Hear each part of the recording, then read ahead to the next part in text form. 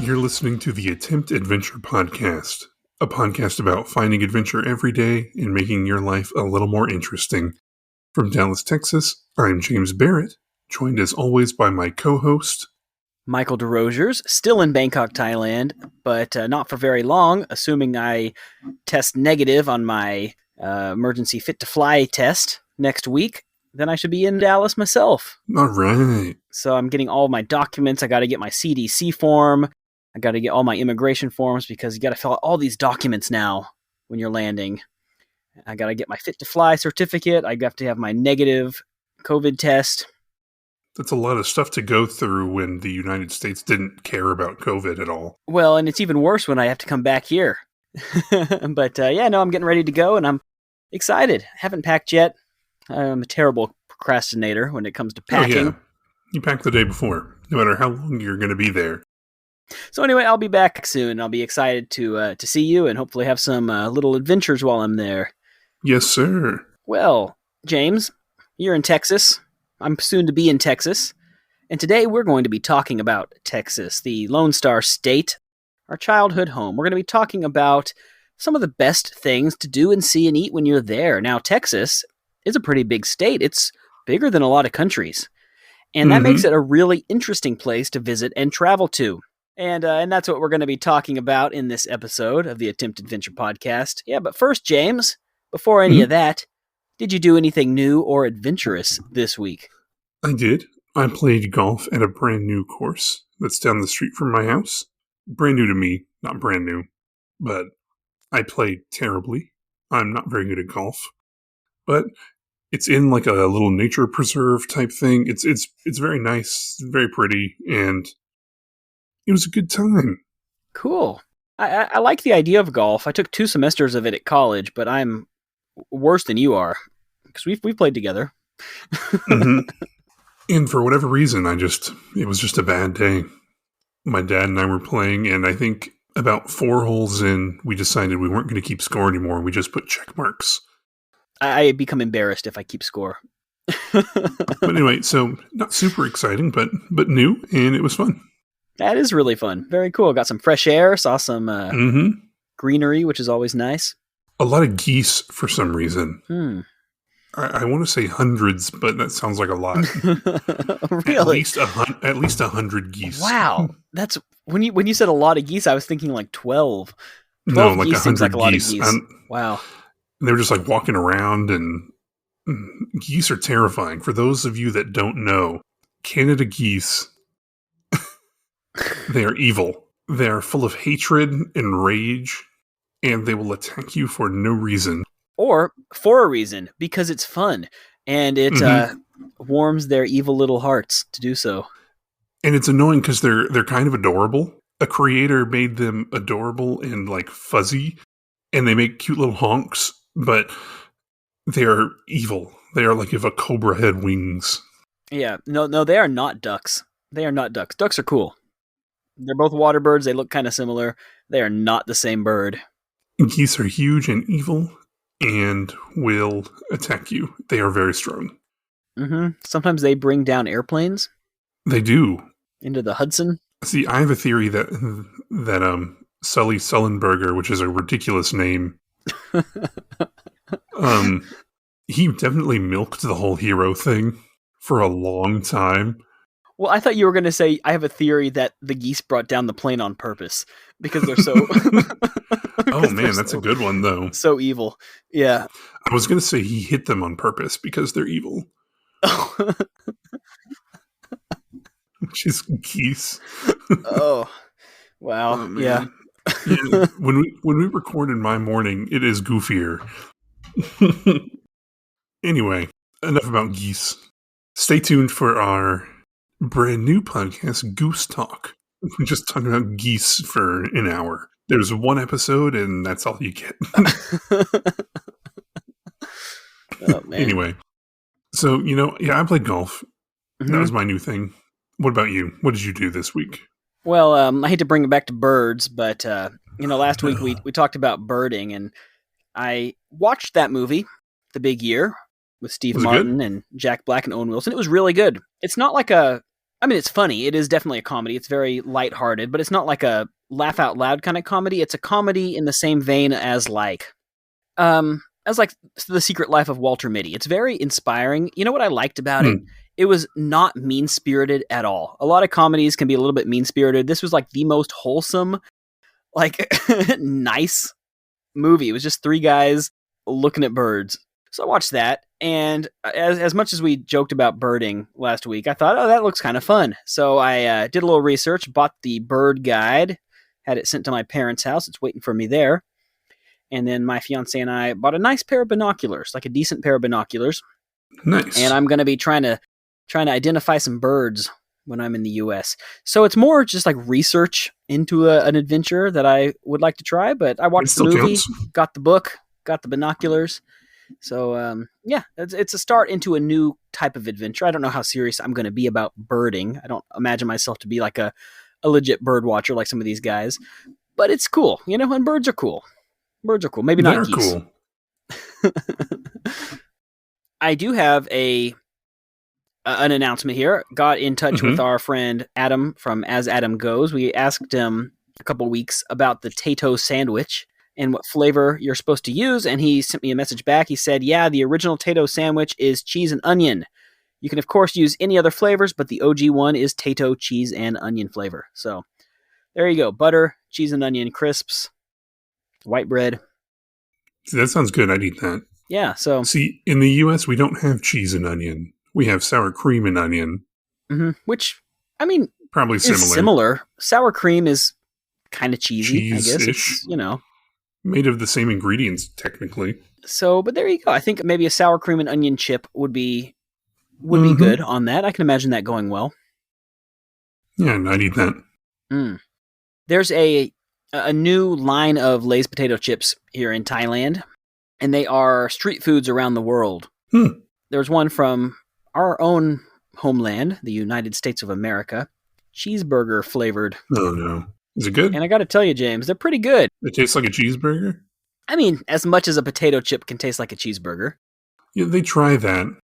Like here, right now, the potato chips we have, because Lay's is doing their, like, summer flavors thing that they do. We have like mango habanero, which is pretty good. What are the other two? BLT. That sounds good. And then we have jerk chicken. That does sound good. That sounds good too. One does taste like jerk chicken. I don't know how they did it, but it does taste like jerk chicken. It's weird. Well, I gotta say, I've had some downright weird flavors here in Thailand. Like, weird flavored potato chips just don't take off. Americans don't eat them. People don't like trying new crazy flavors. People have their flavor they like. Barbecue, sour cream and onion. I'm a sour cream and onion guy when it comes down to it. It's pretty good. But in Thailand, Lay's especially, they go crazy. I mean, they have like king crab XO sauce. A couple years ago, they had these cooling sensation flavored. One was like those are weird. Iced lemonade, and the other one was like melon bingsu, and they both had this weird menthol element that made your mouth feel cold and tingly, and that's just not right. No. They did a honey butter one a while back, which is those actually are delicious. Good. Honey butter potato chips are delicious. They teamed up with KFC one year to make chicken waffle flavor, which was actually amazing. If they had those flavors, I think they would go well. Because in the past, Lay's has had like chicken and waffle flavor here, or things like that. That's really good. They typically just try and go super crazy. Like as a novelty? Now, I mean, here, things like chili squid wouldn't go over well. No, there are, to be fair, good. There are a lot of seafood flavored chips here. Which are all, maybe not weirdly all, good. Most are really good. The chili squid and the king crab one are super good. And then there's like just like Thai flavors. There's like tom yum and lob and all that. And that's great. Also good. It's like in Thailand, they flavor them after foods. And in the US, they flavor them after like ideas. There you go. That's interesting. That's an interesting philosophy. And I think you're right. They're theming it, like you said, like summer theme, like tropical mango or whatever it was. Like there's, I wonder why. Only like during their like limited release ones do they have them like street taco, things like that. Then they have them, but their like actual flavors are just like vague ideas of what things should taste like. Interesting. The best one that's out right now as part of this world street food is this flavor right here. This is Korean cream cheese garlic. And there is nothing wrong with that. That sounds amazing. No. Korean cream cheese garlic. It's incredible. You should just buy a case of those and just bring them back with you. Maybe I'll bring you a bag of these and a bag of the hamburger ones, and you can try them. Yeah. Snack Time Asia. Bringing it back. You go to the airport and your suitcase is, and there's no clothes. It's just potato chips. I mean, it already is full of like foodstuffs that I'm bringing home to the fam. So, yeah. Anyway. Yeah, so anyway, Nice. There you go. Well, speaking of food, ladies and gentlemen, one last reminder. This is your last week to get in your monthly challenge for the month of July. That is to take a picture of some local food, some interesting local food that you're proud of, you want to share with us. You can interpret that any way you want. We have had some amazing response. We've had some really great entries into the monthly challenge. Yes, we have. And we'll be talking about that, I guess, maybe next week. After all of the entries are in, we'll be talking about some of our favorites, maybe one or two of our favorites that people have sent to us. hello@attemptedventure.com, subject line challenge.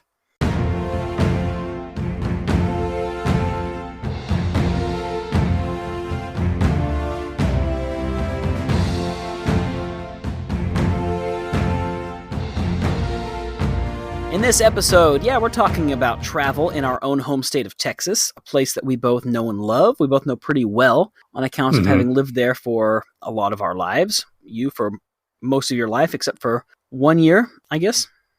Yeah, 1 year. Me for most of my upbringing, except for my year of my birth, in which I was in Chicago for some reason, and now when I live in the Kingdom of Thailand. But except for that, my formative years were spent in Texas, and I did a lot of road trips with my family in Texas. A couple weeks ago, we had our episode about the Irish road trip, and we were both talking about how much we love road trips. And we decided we wanted to do a Texas road trip episode, or at least a Texas travel episode. Yeah, because a road trip through Texas it's an undertaking. For perspective, for maybe our European listeners, Texas is approximately the same size as France. Is it? It is. Fact checking. Not because I don't believe you, but because that surprises me. Thailand is 75% the size of Texas. How's that? Yes, you were right. Texas is about the same size as France. It is bigger than France. So it's big. It's the size of some countries. And the interesting thing about Texas is that because of its geography, it has a little bit of everything. It has big cities, of course, but it also has coasts and islands, and it has mountains and deserts. It has forests. It has swamps.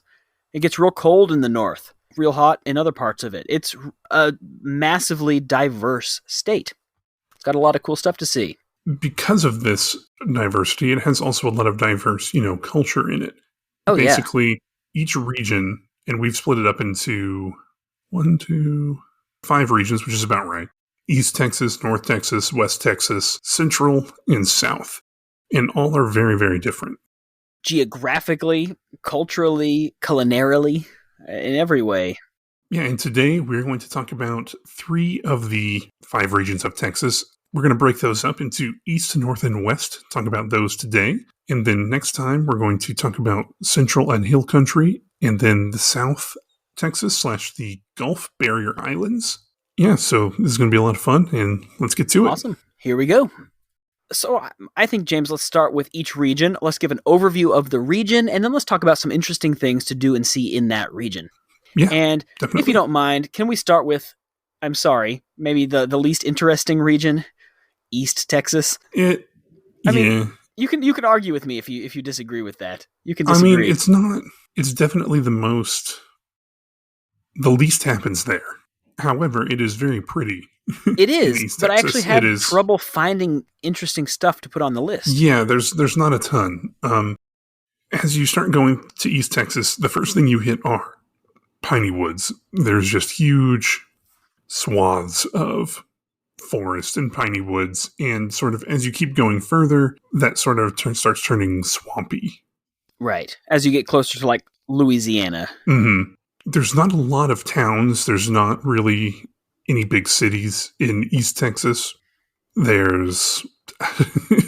Yeah. I just don't know. There's a lot of nature. So it's definitely great for that. A lot of forests. It's great if you like the woods. Mm-hmm. Like you said, it's sometimes even known as the Piney Woods region of Texas. Mm-hmm. But other than that, there's not a whole lot going on there. Like not a lot of like attractions, I guess. Yeah, that's a better way to put it. Because I'm sure there's a lot going on there, but I haven't spent much time there. Yeah, I've been there for camping a lot. Like, I really like going out to Tyler State Park. I think it's a really pretty state park, especially in the autumn. Yeah, you really feel like you're in the deep woods. It's quiet. It's nice. Yeah, and they have a good bike trail. But I haven't been to like the towns that much. But there's stuff to see. So let's talk about it. So what's first on our list here? Yeah, first on our list is Caddo Lake State Park. This one is interesting because Caddo Lake is the only natural lake in Texas. Texas has lots of lakes. However, there's only one natural lake. The rest are man-made as reservoirs, or I think some of them were just made as lakes. I don't know. Yeah. I think some were stock ponds. Yes. For fish and stuff. We have a lot of rivers. Most of the water system in Texas is rivers, not lakes. So we only have one natural lake, and it's Caddo Lake State Park, and it is swampy. That's what I was going to say. Yeah, it is. But it's cool. I mean, if you like that, it's a cool place. You can canoe, and it feels like you're in kind of a different world. Lots of wildlife, lots of birds, reptiles, fish, tons and tons of wildlife. It's really neat, actually. I would definitely recommend checking that out if you are a nature person. Because being in a swamp is sort of, and I guess marsh is probably more what it is, marshy, swampy. I don't know how to really sure phrase the official definition. Yeah. It really does feel like you're in a different world. It's completely different from like anything else. Kind of spooky. A little spooky. Yeah.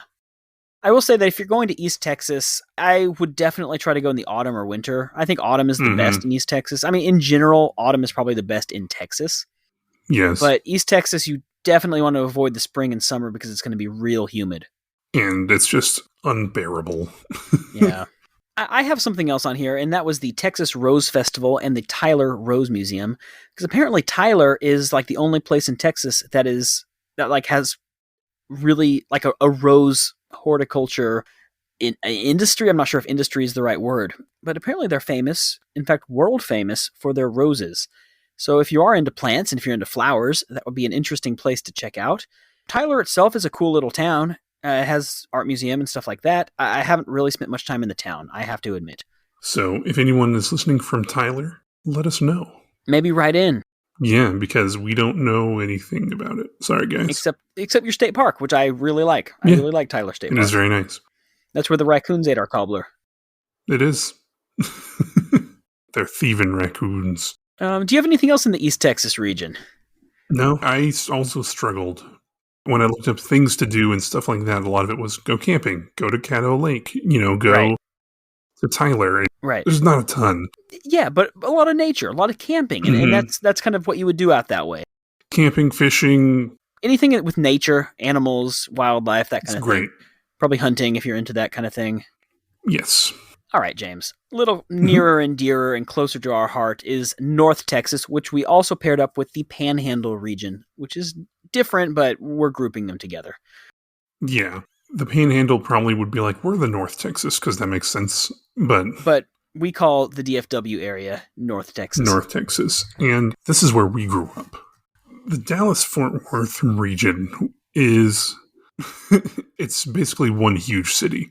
The Metroplex, as it is called. Basically, you can go from all the way from Fort Worth to Dallas, and you're never not in a city. That's sort of... Right. You have Dallas, Fort Worth, Arlington, the hilariously named Dalworthington Gardens. It's a speed trap. Be careful. The unfortunately named White Settlement. And yes, it is named that because of exactly what it sounds like. Sorry, everybody. But there's a lot to do in the DFW area, and it's interesting. Even, it's a big city. It's a built-up area, but there is cool stuff to do in the city and outside of the city. The first thing I'll say is that, Texas isn't what people think. People from abroad, when they think of Texas, they think of cowboys, and it's actually completely not like that. But there are places that you can see cowboys, and one of the best places, if you are a tourist, is the Fort Worth Stockyards. Even if you're not a tourist, it's a lot of fun. It really is. They have the cattle drive down the street every day. They have a cattle drive. There's a rodeo every Friday. If you are lucky enough to be in Texas during the Fort Worth Stock Show, it is definitely worth going to. I mean, these are real cowboys. This is not like a Yes. show for tourists. These are like legit No, cowboys. I am not I don't know, because I feel like every Texan has a little bit of like cowboy in them. That if you could wear boots and a hat, you would. If you are able to go to a place where you can wear cowboy boots and a cowboy hat, you're going to do it because it's fun. And the Fort Worth Stockyards is definitely a place that you get that culture. I have always said to go to Dallas for, entertainment and things like that. Go to Dallas for that and go to Fort Worth for culture. Because Fort Worth has kept their Wild West culture and they're proud of it. Yeah, the city's nickname or the city's like slogan is "Where the West Begins," and they have that. I mean, even the downtown area still has a bit of like Western flair to it. Yeah, Sundance Square is perfect for that. You have the Stockyards, which they've kept it, basically haven't looked forever. The downtown Stockyards has all the old shops and everything else. You can still go get fitted for like boots and probably a gun belt. I don't know. Right. But it's a lot of fun and it's neat and you get to learn a lot about the history of the region. I always like it a lot more than I think I'm going to, because for me, there's a big difference between like cowboy culture and then like the country culture that came afterwards. Cowboys and like Western stuff, I'm a big fan of that. And these people are the real deal. They're not actors. And I think that's really what makes it. Because Texas isn't mostly like that. It's not what people imagine. This is kind of exciting and a little bit exotic, even for you and me who grew up in the Dallas area. Like we're like, ooh, cowboys, just like you would if you were like from Europe and had never seen a cowboy. Like we get excited when we see cowboys because it's cool, because it's not like an everyday thing. There are places in Texas where that's still very much the norm. Sure. Yeah. But not in Dallas. Not in Dallas, especially North Texas in general. There's not cowboys. Not really. The only people that wear cowboy hats are oil barons. Definitely, the Stockyards is definitely something to do. Tons of great food in both Fort Worth, Dallas, everywhere around there. Definitely check it out. In Dallas, I would say go check out the museums. Dallas has great museums. The Perot Museum is great. The Dallas Museum of Art is wonderful. And free. The Dallas World Aquarium is not free, but really good. No, it's a bit pricey, but it's very, very good. A sloth grabbed me there. No way. Mm-hmm. Wow. They have a sloth in like a tree that you can like go look at, and it reached down and it grabbed me. It was like a Tarzan and Jane moment. You like hold the hand. I know. I was like, I wanted to take the sloth with me at that point. We had a connection, but the worker lady said I couldn't touch the sloth.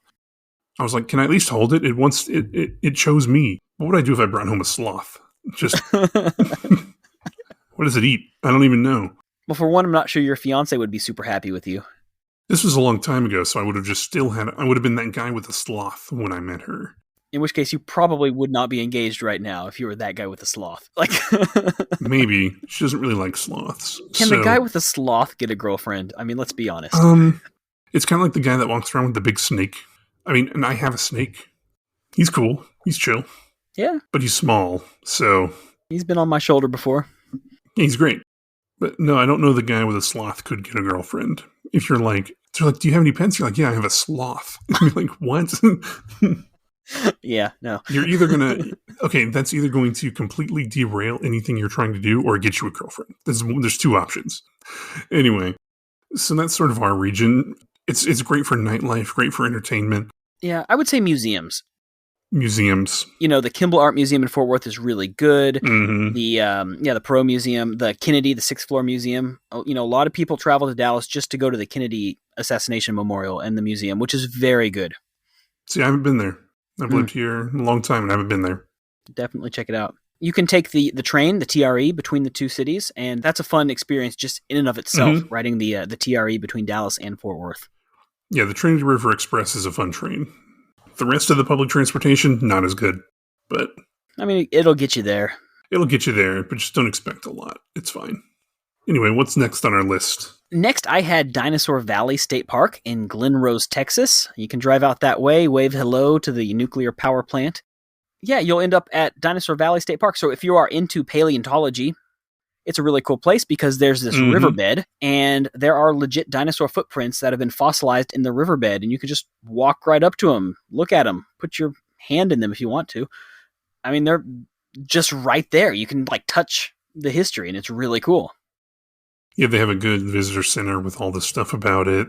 And besides that, it's also just a really good state park. It is. Great hiking trails. It's really pretty out there. Hiking trails, biking. Yeah. Camping is good. If the river is high, you can swim in the river. You kind of want the river to be low, though, so that you can see the footprints. That's the thing. Yeah, I know. It's a catch-22. Depends on... It is. Go in the autumn. Because I've been in the summer, and you find the deep part of the river, and you just swim. It's nice. River swimming is great. Gotta love rivers. But yeah, it's really cool. A lot of history. Glen Rose itself has some great barbecue. Failing that, there's not a whole lot else to do in Glen Rose. There's a Dairy Queen. There's a Dairy Queen and a Chicken Express, which I've eaten at both of those things. There you go. Yeah. Yeah, Dinosaur Valley State Park's really cool. Cool. Well, moving up to the Panhandle, the northernmost part of Texas, which kind of is its own unique region, but we're grouping it in with North Texas because it's in the north. Palo Duro Canyon, also a state park. And I would argue one of the cooler state parks, definitely the coolest state park in Texas, but probably one of the cooler state parks in the U.S. After the Grand Canyon, Palo Duro Canyon is the second biggest canyon in the entire country. It is the second grandest canyon. And it's really... And it is...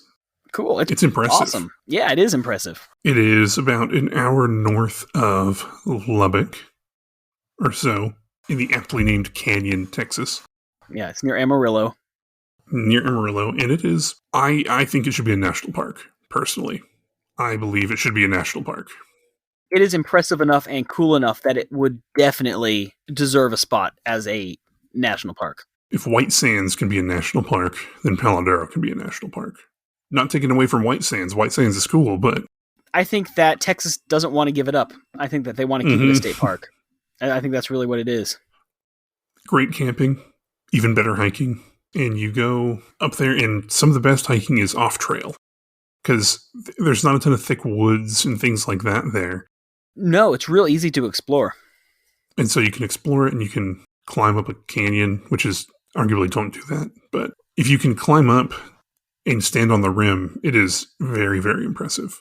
I have some videos that I'll have to find of when I would go hiking there. Go to our website, attemptadventure.com. We will have all these videos and some pictures of everything we're talking about. Mm-hmm. Yeah, I'll have to go find them. But with Palo Duro Canyon, it is another place to don't go in the summer. It is incredibly hot. There's no shade. Yeah, I've been in the springtime, and spring is nice. You know, it can actually get pretty cold up in the panhandle of Texas. It can snow up there pretty heavily in the wintertime, which is great, too, if that's what you're into. But autumn and spring, I would say, are the best times to be at Palo Duro. Definitely. And after you have been hiking for a full day and you're tired, and if you have worked up an appetite, don't forget to stop in at the Big Texan Steak Ranch, opened in 1960. If you are brave enough, and if you are hungry enough, you can take their 72-ounce steak challenge. So here's the deal. It's one of these things where like you eat the meal and you get it for free. The meal costs $72, but it's free if you can eat it in less than 1 hour. You have a 72-ounce steak, a bread roll with butter, a baked potato, a shrimp cocktail, and a salad. Yeah, and if you can eat it in an hour, it's free. And if you don't, you are out $72 and you will feel terrible about yourself. Yeah. If you're going to attempt it, you got to finish it. Yeah, apparently 9,800 people out of about 68,000 people have accomplished the feat. And the record, although it's unofficial, the record is held by a 500-pound Siberian tiger who ate the entire meal in 90 seconds in 1999. Yeah, so there you go. You can't compete with that. Right. Can't compete with a tiger. I thought you were going to say a 500-pound man. Oh, wow. The human record, this is incredible, is 125-pound competitive eater Molly Schuler. Polished off the meal in just 4 minutes and 58 seconds and then came back for seconds. How do you eat a steak in 4 minutes? And remain 125 pounds? I don't know. Competitive eating is gross. Let's move on. It is gross. But it's fun to watch the people try to do it because they start off real bold and they slow down. Don't get the 72-ounce meal, but they have really good burgers. Very good burgers. See, I've never been there either. It's always, every time I've tried to, it's been very crowded. It's got a very tacky souvenir shop too, which is a lot of fun. The whole place is kind of tacky. Oh, yeah. But in a fun way. All right. So now let's talk about West Texas, which is super cool. I'm a big fan of West Texas. I think that when people think of Texas, oftentimes what they imagine, if they're not from here, or even if they're actually from the U.S. but not from Texas itself, is they picture West Texas. So if you're thinking of like cowboys and like Western movies like Clint Eastwood, that's all West Texas. Mm-hmm. I think everyone thinks of El Paso when they think of Texas. And El Paso is a cool place. It is, but to Texans, it's probably one of the most forgotten Texas cities because it's just so far away. It's just so hard to get there. It is so far. It's really inconvenient. To put it in perspective, it is better to fly into Albuquerque and drive to El Paso than it is to drive from Dallas to El Paso. Oh my gosh, yeah. It's like a 13-hour drive or something. It's terrible. It's closer to Los Angeles than it is Dallas. Yeah. Which is wild. Well, what have you got for West Texas, James? Yeah, the first one I had is what you have is Guadalupe Mountains. The national park. Guadalupe Mountains National Park. It is free. It is one of the free national parks, which is awesome. It looks like a Western movie.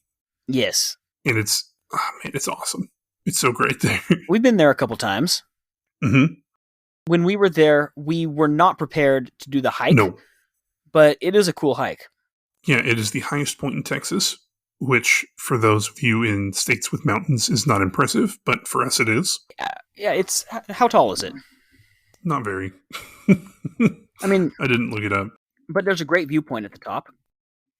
It's 8,751 feet above sea level. It takes a couple hours to hike to the top. It's not tiny, but not huge.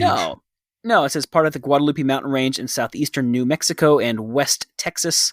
But there's camping. You can go camping up there as well. Mm-hmm. Last time I was there were some guys who were planning to hike up into the mountains and do some wild camping up there.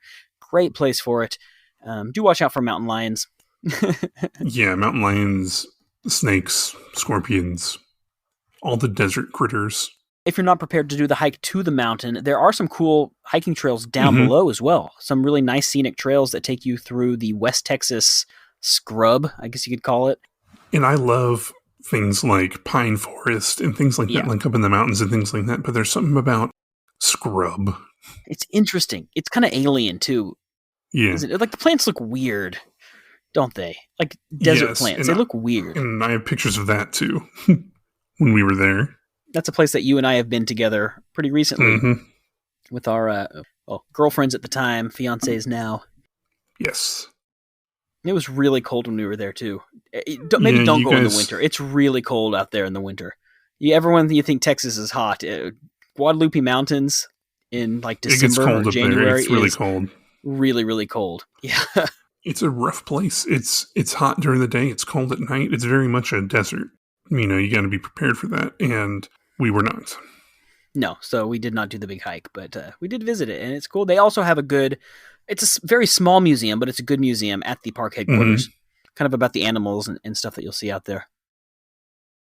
Well, also out that way is in the Davis Mountains, the McDonald Observatory. It's one of the dark sky spots in the U.S., and if you go out there, it has some of the best night sky viewing. It's because it's in the desert. There's very rarely clouds. It's very remote, so there's no light pollution.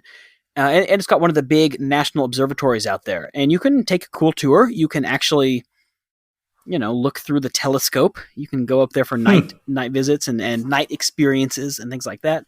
A really interesting place if you're into astronomy. Possibly if you're into astrology. I wouldn't know. I'm not. If you haven't been to a dark sky area, it is incredible. I have not been to an official one, but there have been plenty of times I've been driving home from West Texas at like 3 a.m, and I'll just pull off on the side of the road and just sort of look up. It is incredible. Like, have you ever actually seen the Milky Way? No. In the sky? Yeah. I You can want see to. it. That's I've seen it once here in Thailand, up in the far north and like the mountains outside of Chiang Rai.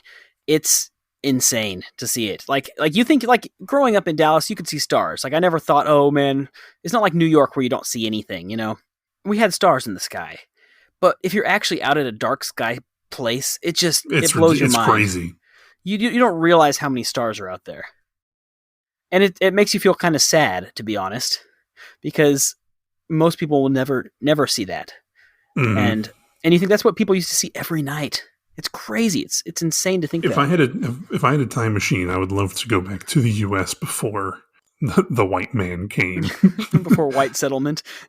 Yeah, and see what it was like. Yeah. But, alas. A lot of passenger pigeons. Yeah, and then the next one I had on here was was Monahan's Sandhills State Park. Really cool. If you're not in the mood to go slightly further out to White Sands, Monahan Sandhills is kind of the white sands of Texas, although it's not white sand, but it is really nice sand, and it's great sand for sledding. So people will go out there and they will go sand sledding, and you can rent the sand sleds at the park and go sliding down the hills. I want to do that. That sounds like a lot of fun. For sure, because the thing is, at White Sands, the sand is gypsum, and it's kind of, you can't slide very well on it. But at Monahan's, the sand is very slippery, and you can slide really nicely, apparently. And it's like sledding down a hill in the snow. I've actually never done it, but apparently it is a lot of fun. I want to do it. Did you have anything else in West Texas? No. It's also fun just to drive through, because it's very pretty in a barren sort of way. Some of these like oil towns out there, they're almost ghost towns, but it's cool. It's also cool in a way. And it's an interesting side of Texas that's very different from what we get in Dallas or like the central region. And it's that beautiful desolation, right? Like the moon. Mm-hmm. It does kind of feel like being on the moon. It does. And there are parts of Guadalupe Mountains National Park that kind of feel a bit lunar. But yeah, that's just part one of this episode about travel in Texas. We're going to come back next week and do part two with some other regions. Mm-hmm. You know, and that's just because Texas is a really cool, diverse place, and we're excited to share our home state with you guys. Again, do go to our website, attemptadventure.com, where you can see show notes for this episode, along with all sorts of pictures and maybe even some videos of things that we've talked about in this episode. And we're going to be back next time to talk about the remaining regions, as well as some general tips for traveling and road tripping in the great state of Texas. So stay tuned for part 2.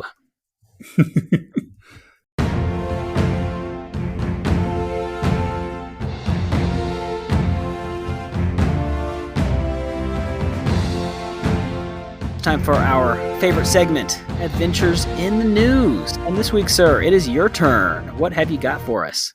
Yeah, so what I have, it says Ben Fogle, who is a adventurer TV personality. Okay.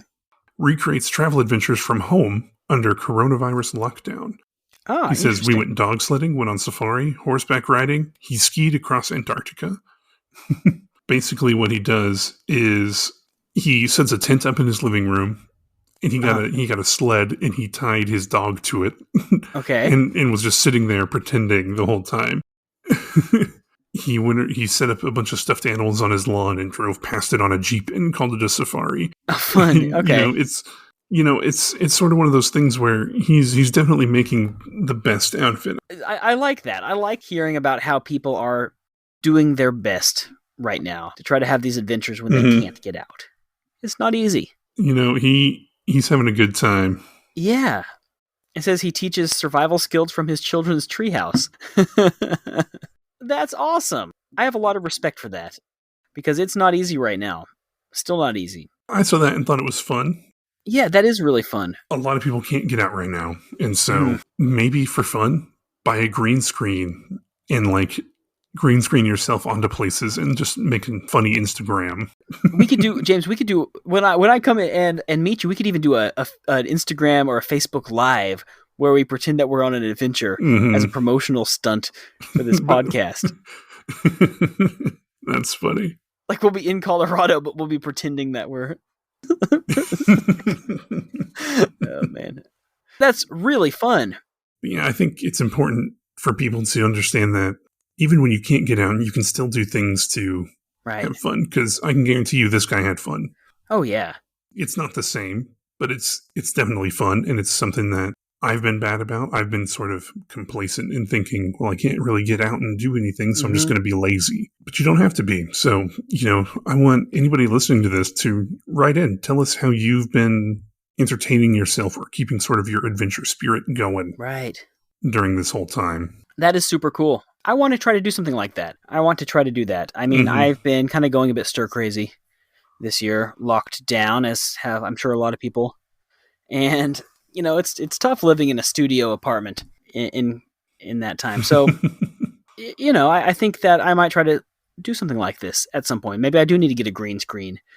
I have a pretty good imagination, I think. So you put yourself on the moon. Yeah. All right, ladies and gents, one more reminder of our monthly challenge, which is about food, all about food. Find your favorite local food spot or favorite local dish, local cuisine, anything.